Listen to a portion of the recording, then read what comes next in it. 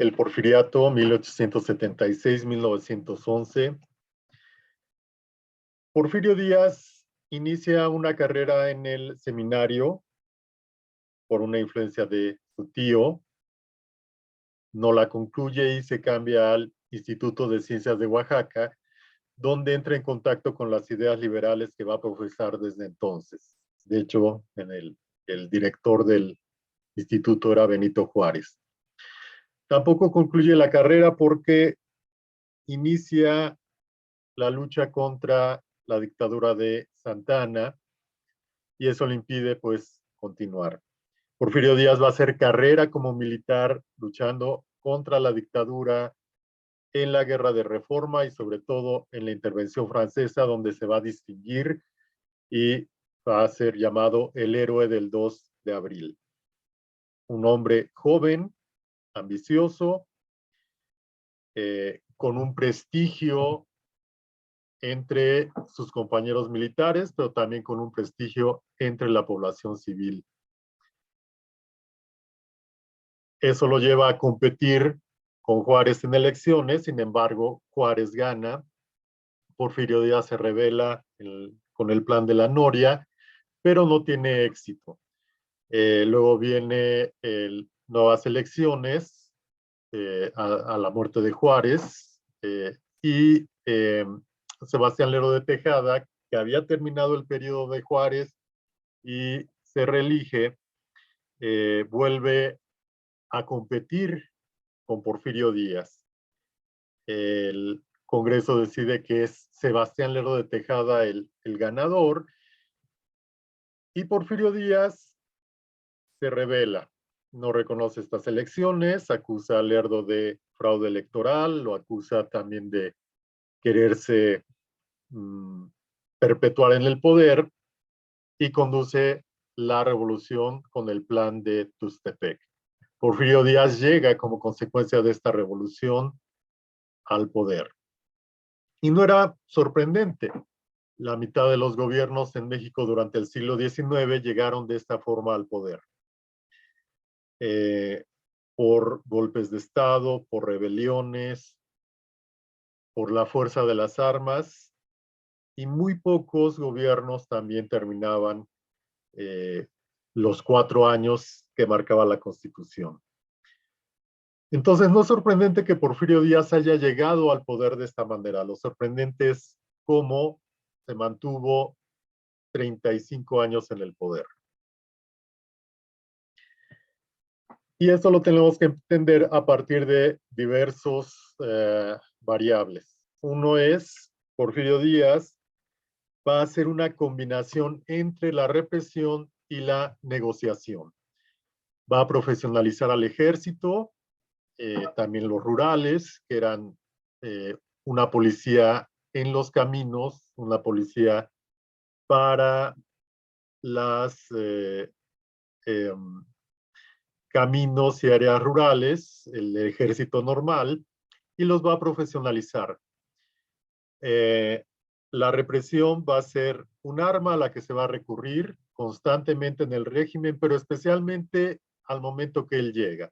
El desorden constante, las guerras, la inestabilidad, pues era algo que afectaba a toda la población y que impedía el crecimiento económico, la actividad normal, y por lo tanto es uno de los objetivos más importantes, lograr la paz.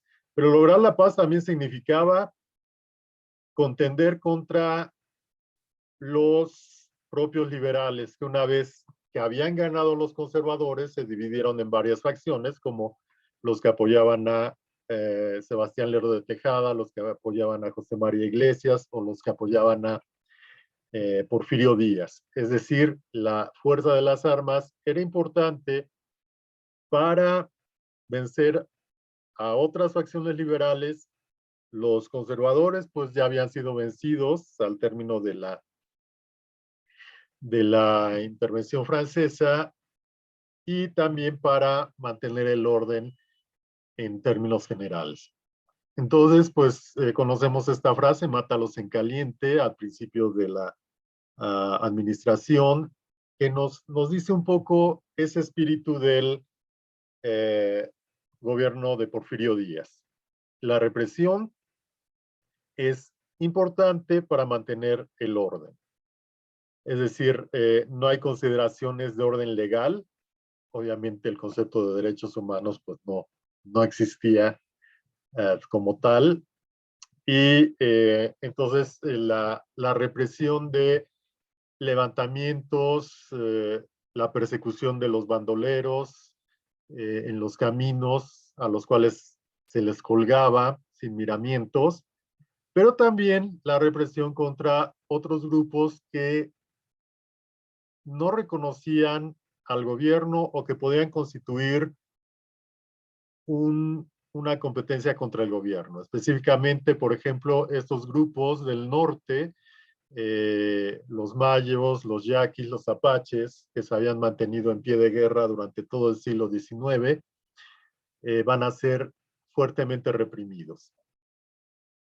También los mayas, y en general, pues esto va a llevar a que el régimen pueda imponer la paz y esto a su vez lleve a un crecimiento económico. La negociación, por otro lado, Porfirio Díaz, por ejemplo, no va a perseguir a sus rivales políticos. Todo lo contrario, va a abrir las puertas para negociar con ellos. Los iglesistas, los lerdistas, no van a ser perseguidos y su propio matrimonio con Carmen Romero Rubio, pues lo que está diciendo es eso. Hay una conciliación con los antiguos rivales y con los conservadores. Por parte de su madre, Carmen Romero Rubio, pues es de estas élites sociales con riqueza, prestigio. Por parte de su padre, pues es uno de estos liberales que desafiaron a Porfirio Díaz. Y bueno, entonces en su matrimonio pues está expresando esta negociación. Porfirio Díaz va a ser un buen negociador con diversos grupos sociales, con los Estados Unidos también, con las potencias extranjeras en términos generales. Y de esta manera, pues es que se logra un periodo de paz. Finalmente, Porfirio Díaz va a ir centralizando el poder. Aunque la República Federal y la Constitución del 57 se mantienen como la ley y como la forma de gobierno, en la práctica, pues, poco a poco esto va quedando relegado. Las elecciones se dan, Porfirio Díaz siempre gana, nunca llega otra vez al poder por un golpe de Estado o por la fuerza de las armas. Sin embargo, pues sabemos que las elecciones eran muy controladas, que no había realmente una libertad. Asimismo, Porfirio Díaz va a tener el poder suficiente de imponerse sobre los estados de la federación, sobre el Congreso, sobre el poder judicial, y de esta manera va concentrando el poder. Y pues la fuerza de las armas, las zonas militares, van a ser fundamental para mantener este control. Porfirio Díaz va a ir rotando a los jefes militares de tal manera que no se sientan todopoderosos. Va a ir dividiendo también el poder entre el ejército, la guardia de rurales, de tal manera que ninguna de estas dos instituciones por sí misma se sienta con suficiente poder para desafiarlo y tomar el poder en sus manos. Y de esta manera, pues es que Porfirio Díaz se mantiene en el poder.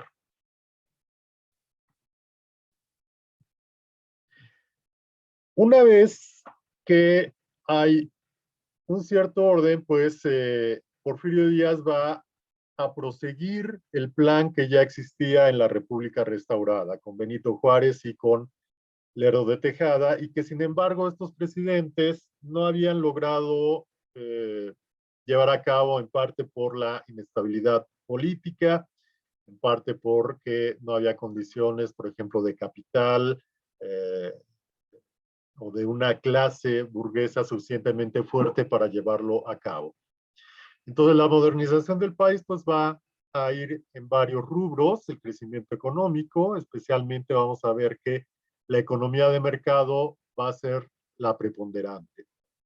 No es que no existiera desde el siglo XVI economía de mercado, pero mucho de la economía era todavía autoconsumo, pequeñas comunidades o pequeñas regiones donde se producía, a lo mejor se intercambiaba, pero no había una economía a nivel nacional ni una integración internacional.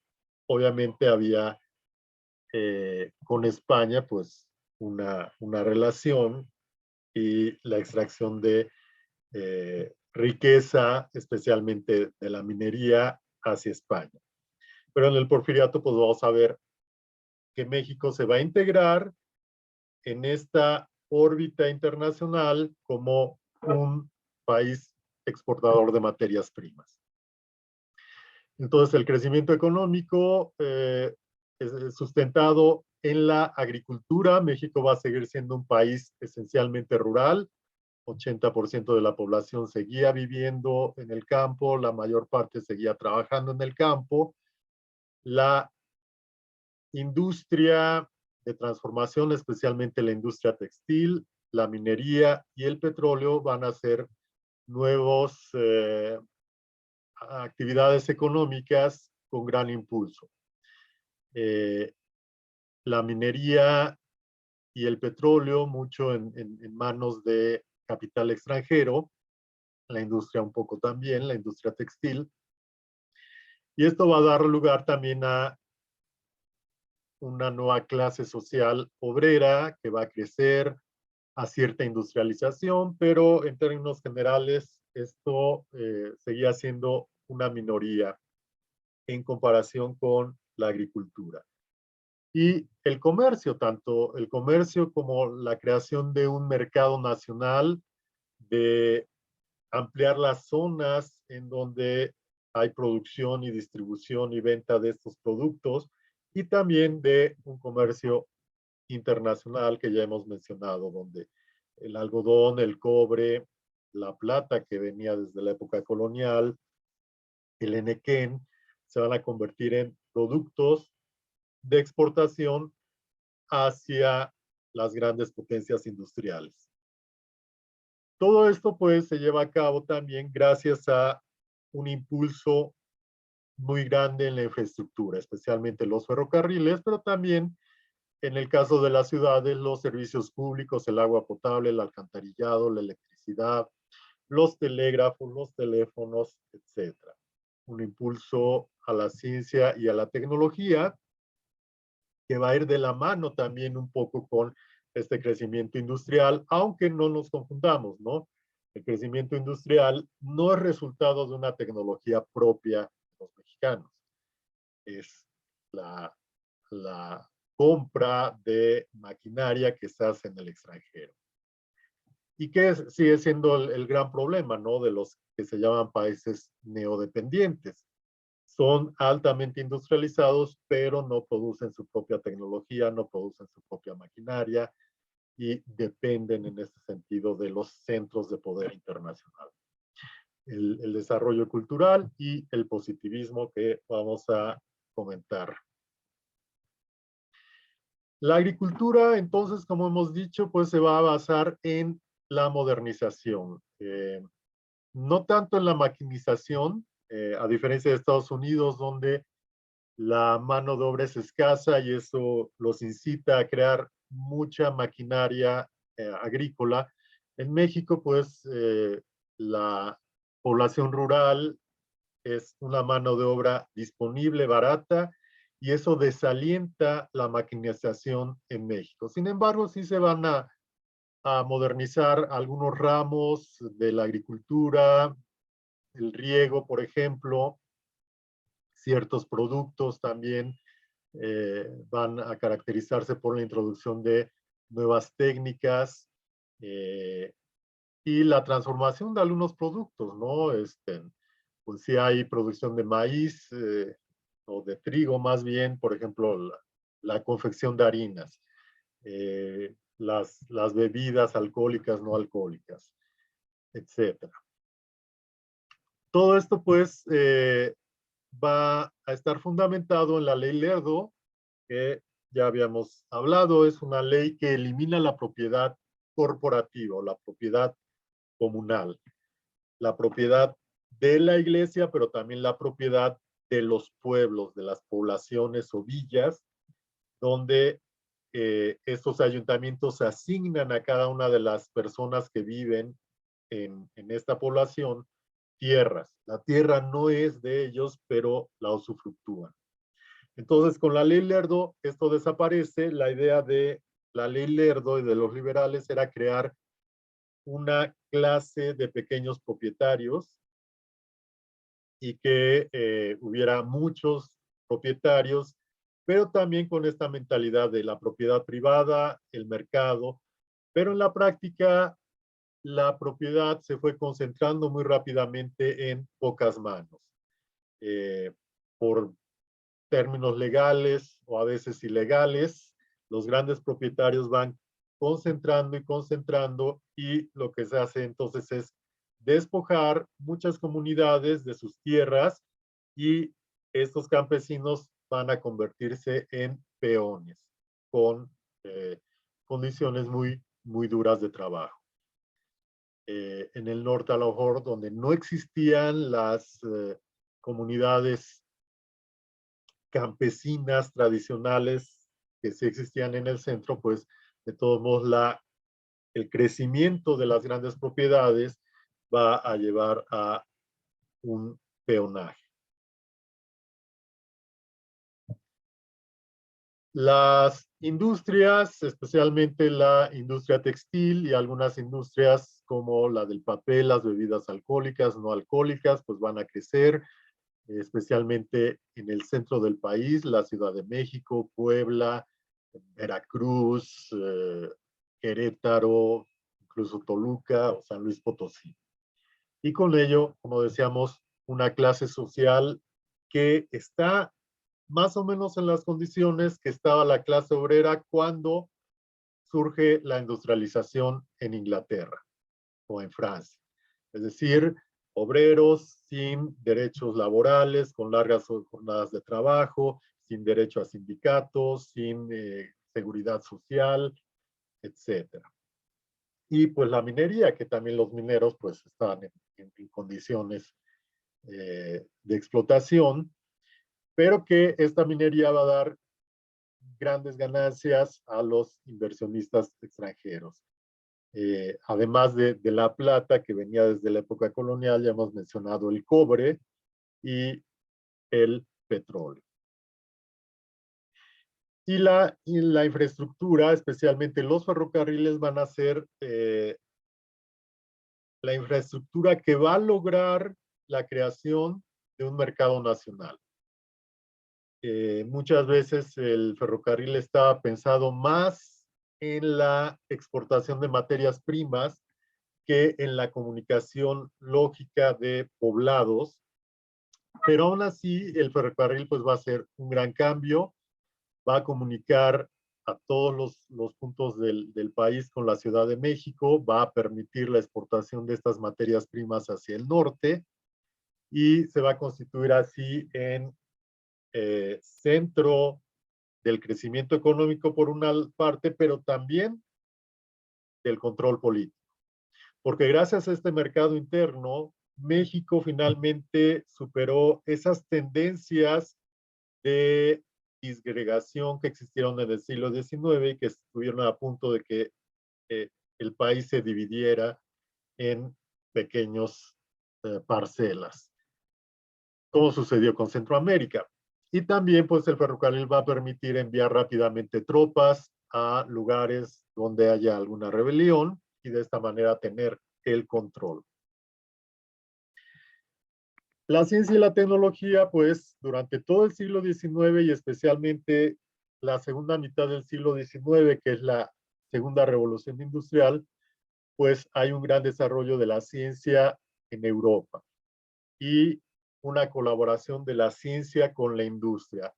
La figura, por ejemplo, de Thomas Alva Edison es un inventor y a la vez un empresario, o de Henry Ford, que no es un científico, pero sí es un técnico y es un empresario. Pues son las figuras eh, estereotípicas de la revolución industrial, de la segunda revolución industrial, y de esta combinación entre la tecnología, la industria y la ciencia. Especialmente, por ejemplo, la industria química es resultado de estos desarrollos científicos. Entonces, en ese sentido, la ciencia va a estar jugando un papel muy importante en la transformación de la sociedad. Y esto también se va a reflejar en el porfiriato.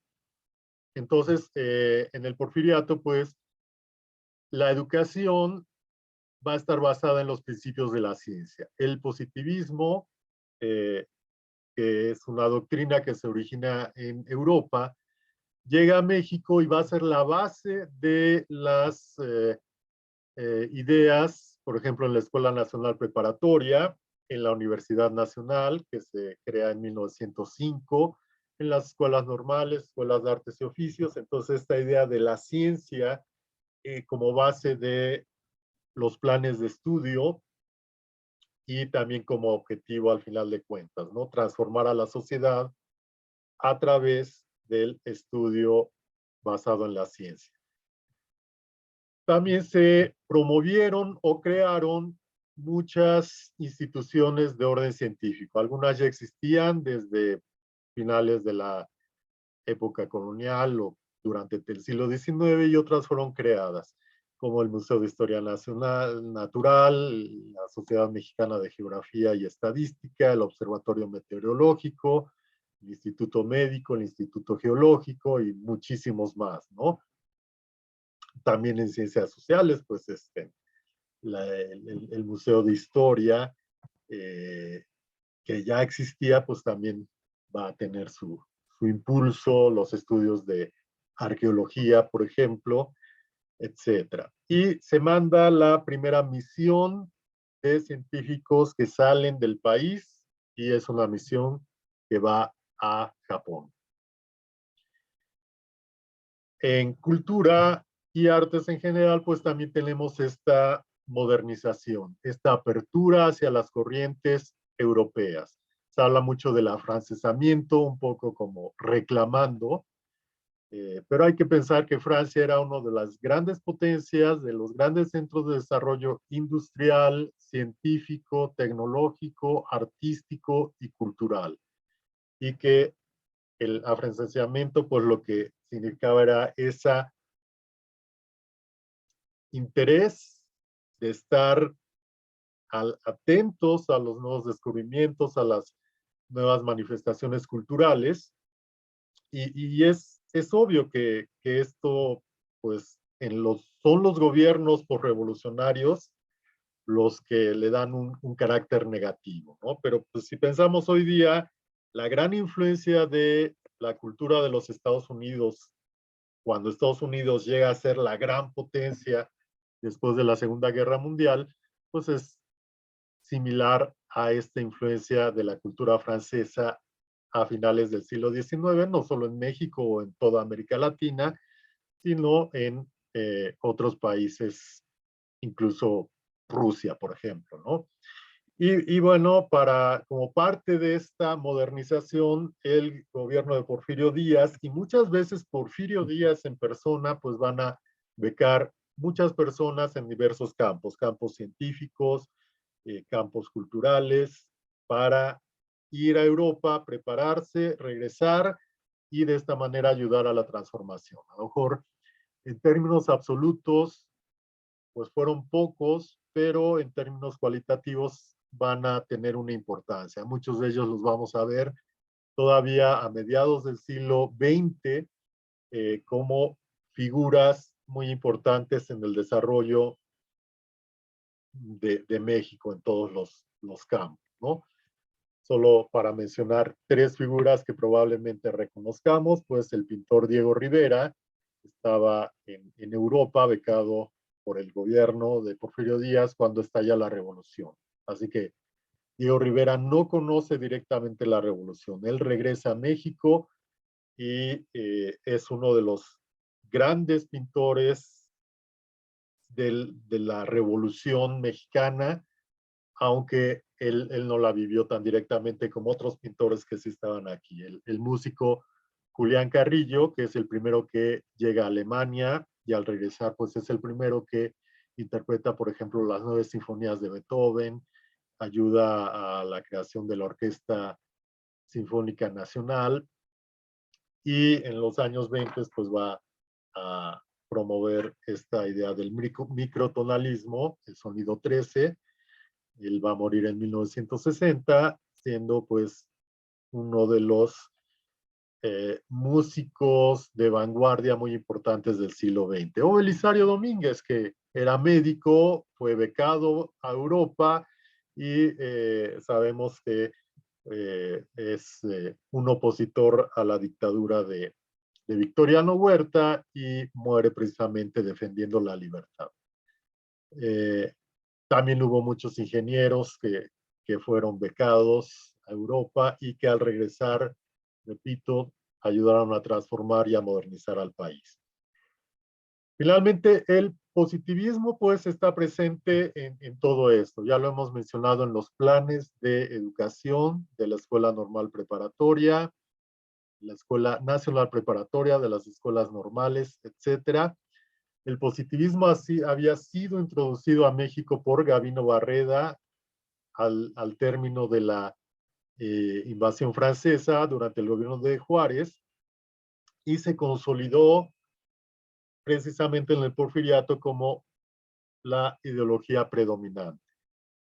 El positivismo pues, fue creado en Francia a mediados del siglo XIX por Auguste Comte y tuvo una influencia pues no solo en México, en toda Europa, en toda América Latina, desde los Estados Unidos hasta Argentina. Todos estos países pues sufrieron en mayor o menor medida el impacto del positivismo. La frase era el amor por principio, el orden por base y el progreso por fin, que en México va a ser transformado a libertad, orden y progreso. Pero algo muy importante aquí es precisamente el orden. Si la burguesía había tomado las ideas del liberalismo para luchar en las revoluciones burguesas contra los privilegios de la nobleza, una vez en el poder la burguesía ya no quiere más movimientos revolucionarios. Y entonces el orden se va a convertir en un objetivo prioritario en todos estos países. Augusto Comte pensaba un poco en el orden, el amor, digamos, la, la cohesión social debería ser la que llevara el orden. En la práctica, pues el orden muchas veces se impuso a la fuerza en muchos de estos países. No por la fuerza del convencimiento o por el amor, sino por la fuerza militar. Entonces, en el caso de México, libertad, orden y progreso, Porfirio Díaz se dice el seguidor de Juárez, el heredero de Juárez y el continuador del juarismo. Es Porfirio Díaz quien hace de Benito Juárez el gran héroe de México. Que es el que hace el hemiciclo a Juárez, la estatua del Panteón de San Fernando, la fotografía o el cuadro de Juárez en todas las oficinas gubernamentales, porque de esta manera además no solo es ensalzar los principios del liberalismo y la figura de Juárez, sino legitimarse él mismo como continuador de la obra de Juárez.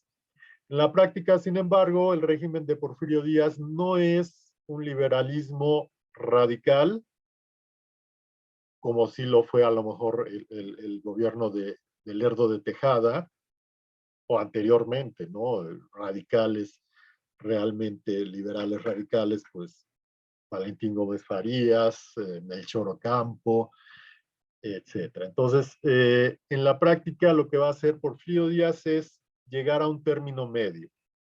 En primer lugar, perdonar a sus opositores liberales, ¿no?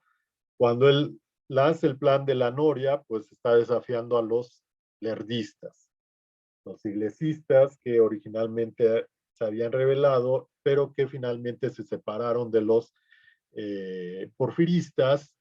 No van a ser perseguidos, ¿no? Porfirio Díaz finalmente va a hacer las paces con estos grupos liberales, va a hacer las paces con los conservadores, con la Iglesia Católica. Obviamente su régimen se basa en el ejército, así que no va a suprimir al ejército ni sus privilegios, siempre y cuando ninguno de estos grupos desafíe al gobierno. La Iglesia Católica va a recuperar muchísimo de su influencia cultural, económica, social, siempre y cuando no desafíe al gobierno de Porfirio Díaz. Y cuando la Iglesia trate de desafiarlo, pues Porfirio Díaz les va a recordar que él es juarista, come curas y que pues se tienen que someter. Lo mismo pues con los demás grupos sociales que al final de cuentas pues lo más importante a lo mejor va a ser el poder económico, ¿no? Los conservadores pues finalmente van a renunciar mucho a su influencia política, pero no a su influencia económica. Y entonces familias pudientes de liberales, que algunos eran nuevos ricos, y las familias de abolengo y de tradición y de poder económico, pues van a ir uniéndose en el porfiriato y generando una nueva oligarquía. Entonces, el positivismo, como ya hemos dicho, es una doctrina que se origina en Europa con Auguste Comte y es un cientificismo, es decir, cree en la ciencia. Positivo no tiene nada que ver con portarse bien o ser positivo moralmente o ser optimista o algo por el estilo. Positivo es lo real, lo que podemos tocar, lo que podemos verificar. Y lo que se verifica, pues finalmente es a través del método científico. Entonces, positivismo es una forma de decir ciencia. Y la ciencia entonces va a ser el punto principal en la doctrina positiva. Como ideología, el liberalismo había justificado la lucha de la burguesía contra los privilegios de la nobleza. Pero el positivismo entonces va a justificar la posición de la burguesía como la clase dominante. La burguesía ya no quiere más revoluciones, lo que quiere es el orden y el poder y el progreso, que al final de cuentas es el poder económico. Y entonces, por eso el positivismo va a tener resonancia en toda Europa, en toda América, donde las burguesías han tomado el poder y quieren mantener el orden. Quieren evitar, por ejemplo, que ya estaba el socialismo, quieren evitar huelgas, levantamientos sociales, etcétera, ¿no? A finales del siglo XIX, además, nuevas doctrinas se van a crear que van a ayudar a la burguesía a justificar el dominio sobre África, sobre Asia, como el darwinismo social, ¿no? La idea de que pues, sobrevive el más apto. Entonces, ¿quién es el más apto? Pues la burguesía es la más apta para gobernar. Y si ha llegado allí es porque entonces la evolución, la selección natural ha determinado que la burguesía es la más apta, la que tiene que estar gobernando y todos los demás pues son inferiores. Y como inferiores pues se va a justificar su control y a veces su extinción. Lo que sucedió en México con los yaquis, con los mayos, esta idea de exterminarlos, pues también sucedió en Estados Unidos con los grupos indígenas, también sucedió en Chile, y la idea es la misma, ¿no? Finalmente, pues requerimos un orden y si estos grupos incivilizados, bárbaros, incapaces de adoptar una civilización, no se adaptan a este orden, pues no pueden estar. Si son inferiores, además, eh, en esta idea del el evolucionismo, el darwinismo social, pues se justifica su exterminio.